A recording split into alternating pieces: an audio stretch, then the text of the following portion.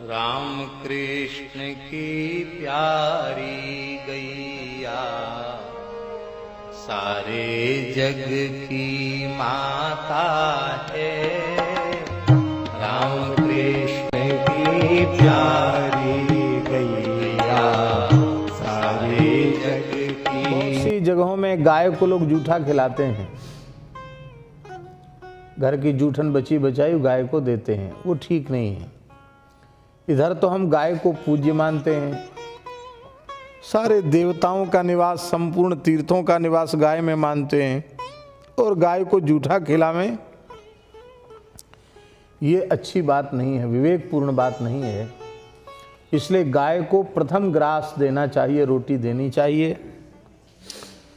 जूठन कचरा गाय को नहीं खिलाना चाहिए।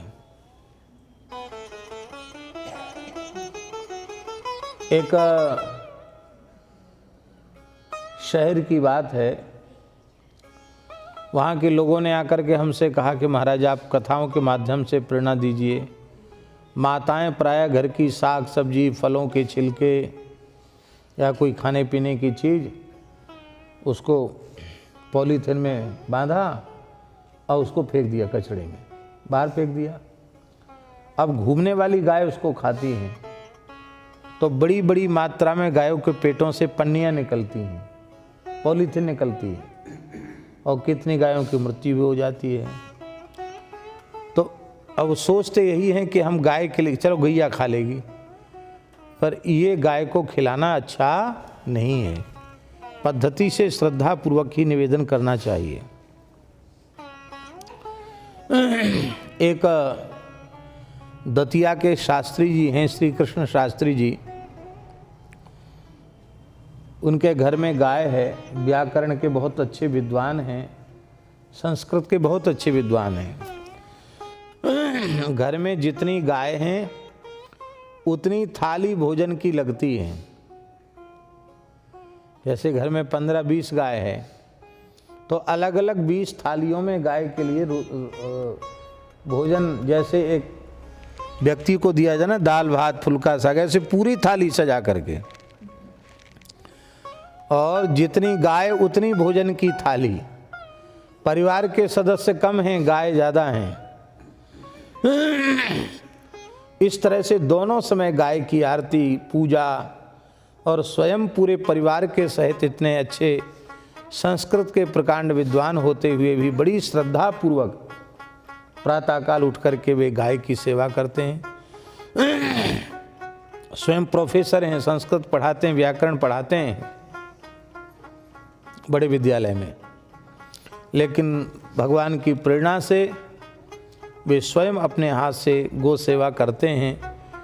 तो ऐसा कम से कम हमें करना चाहिए कि हम घर में भोजन बने तो भगवान को भोग लगने के बाद एक थाल भोजन, सब सामग्री एक किसी पात्र में रख करके और गाय के पास अवश्य पहुंचानी चाहिए, गाय को देना चाहिए।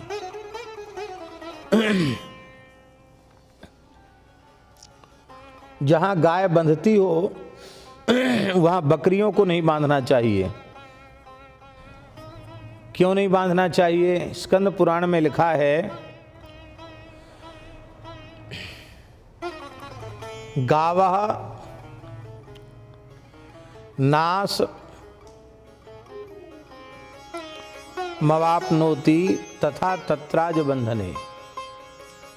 जहाँ गाय बांधी जाती वहीं यदि बकरी साथ में रखी जाए तो उससे गोवंश की उन्नति नहीं होती है, गोवंश नष्ट होता है।